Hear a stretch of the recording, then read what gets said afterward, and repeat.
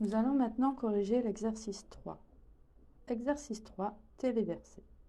Créer puis téléverser un fichier index.étoile à la racine du projet. Naviguer sur la home page de l'adresse HTTP du serveur et s'assurer du statut HTTP 200 OK. Nous allons aller à la racine de notre site web.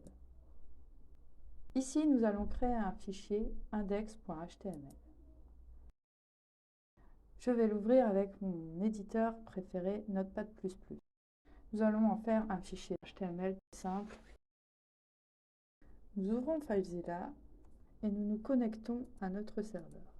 Vous voyez que grâce à la synchronisation, on arrive directement dans le bon dossier local.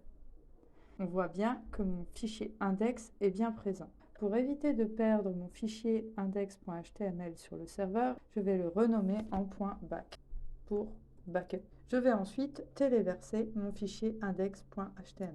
Il est possible donc de faire un glisser-déposer, de faire un double clic. Le fichier existant déjà, il me demande de le remplacer. Vous voyez bien que dans la file d'attente, nous avons notre fichier qui est en passe d'être téléversé. Vous cliquez sur OK. Une petite pop-up est apparue pour indiquer que le transfert a réussi. Le fichier à transférer dans la file d'attente a disparu et on peut voir les transferts réussis en cliquant sur l'onglet Transfert réussi. On nous demande ensuite de naviguer sur le site web. Hop, on constate que le fichier que nous avons créé contient bien Hello World.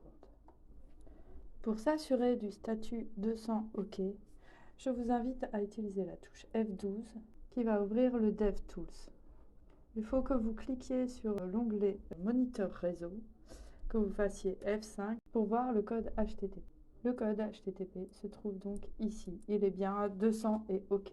On voit une 404 pour la favicon.ico. Effectivement, elle n'est pas définie.